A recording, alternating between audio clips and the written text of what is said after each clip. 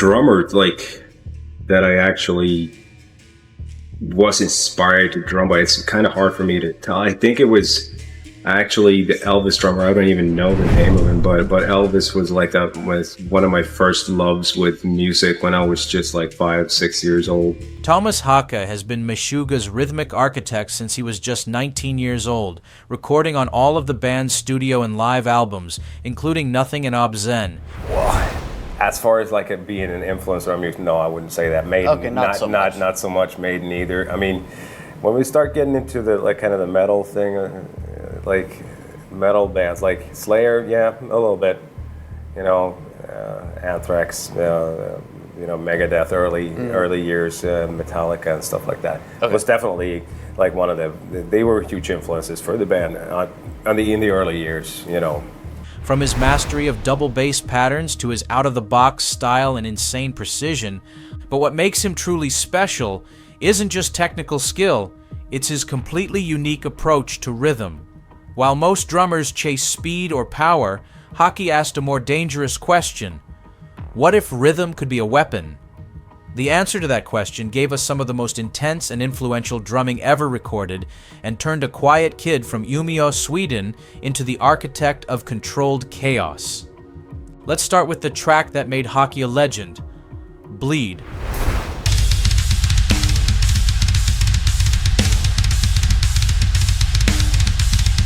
The title for that track was initially Aneurysm. So there you go, and that's pretty much what it's about. Kind of an aneurysm in your head, like killing you, and how you're transformed from a living being into dying, basically. And written in, of course, in a lot of metaphors and not written very directly as such. This 7.5-minute monster has become a rite of passage for metal drummers, an ultimate test of endurance, control, and sheer will.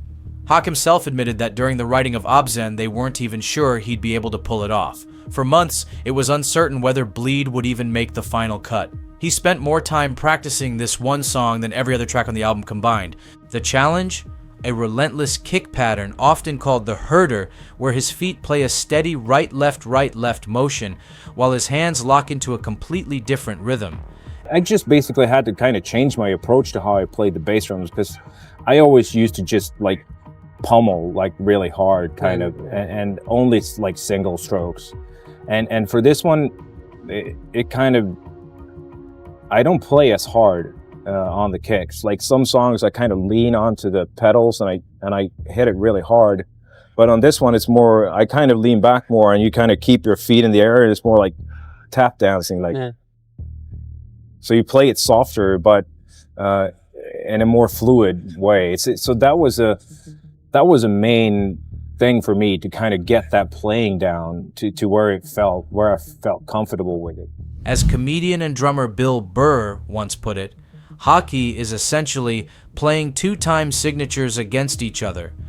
Tomas Haake, I always say his last name wrong, is the drummer. So I went down there and like every drummer that I loved was at that show, because it was like watching like David Tell comes to town and we all want to go see David Tell. This is the drumming version of it.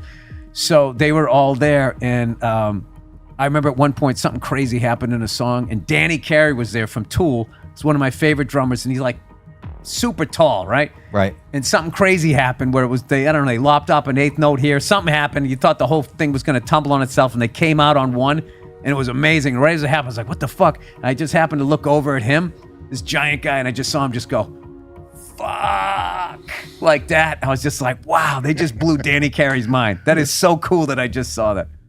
He was playing 4 on top, and underneath he was playing a different time signature with his feet that the band was locked into, but the crowd was locked into what he was doing with his hands. It was the sickest thing I had ever seen, and it still grooved, and people could still intellectually wrap their head around it because he had that 4/4 pulse on top.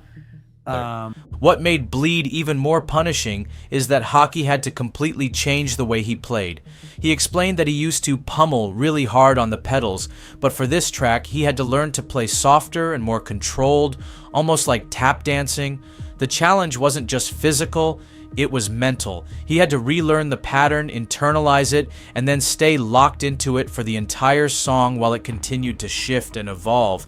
But Haake's double bass mastery doesn't stop at Bleed.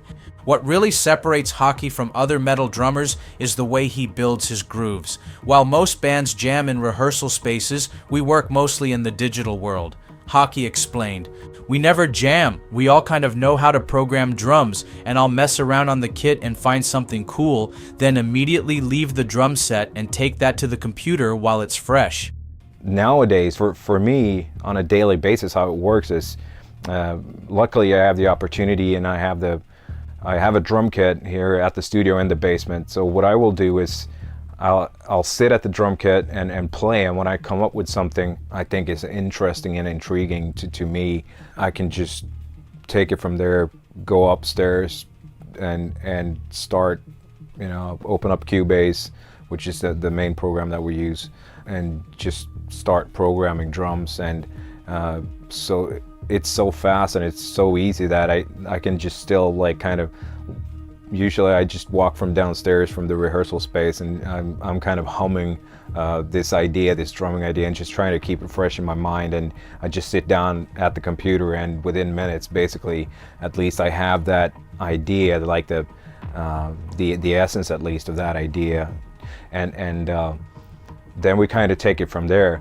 This unusual process results in grooves that don't sound like typical drum parts. Even in metal, there's something else entirely. Take a track like Pineal Gland Optics. It opens in what sounds like total chaos, even though it technically has a straight 2 and 4 backbeat. But to Haake, the most important thing isn't to make the rhythm confusing. It's about flow. If you start headbanging to a track live, even if you've never heard us before, you can keep that going. Even though people might not understand what we're doing, they can feel that flow. And that's the most important thing. Songs like Rational Gaze are great examples. At first it sounds like total rhythmic madness, but listen closely, it's actually built around a solid 4/4 beat. The illusion comes from how far the guitar and drum phrases stretch and overlap. The result is music that's both challenging for the brain and satisfying for the body.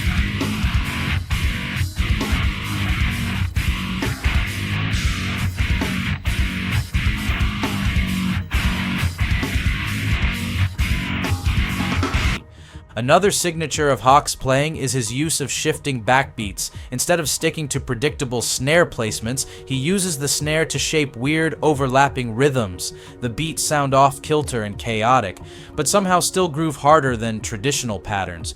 Now step back for a second. In the world of heavy drumming, there are two drummers that constantly come up in the conversation: Mike Portnoy and Tomas Haake. Both are legends, but for very different reasons. Portnoy is like a movie director. Every part he plays is designed to tell a story. His drumming is emotional, dramatic, and dynamic.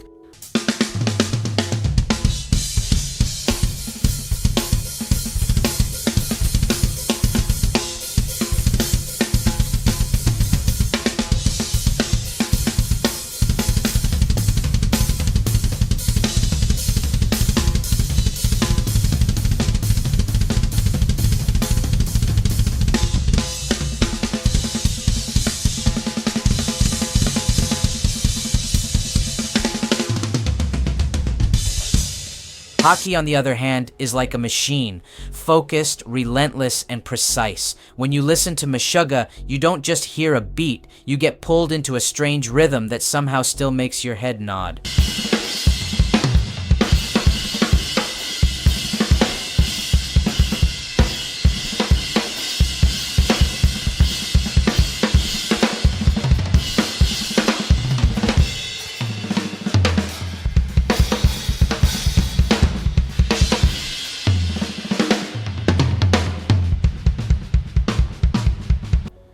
So what's the key difference?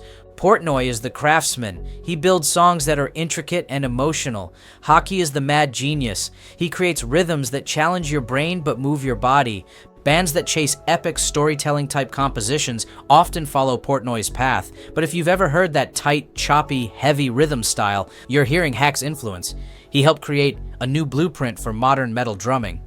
And the thing that makes Haake truly irreplaceable, it's not just how difficult his drumming is, it's how much it still grooves. He takes these insane patterns and somehow makes them feel natural. It's a rare gift. Most drummers have to choose between complexity and feel. Haake proved you can have both. and that sometimes the most complex ideas are the ones that hit the hardest. What do you think? Do you lean more toward Portnoy's emotional style or Haake's surgical rhythm? Drop your thoughts in the comments, and don't forget to subscribe for more deep dives on the drummers. It's what we do.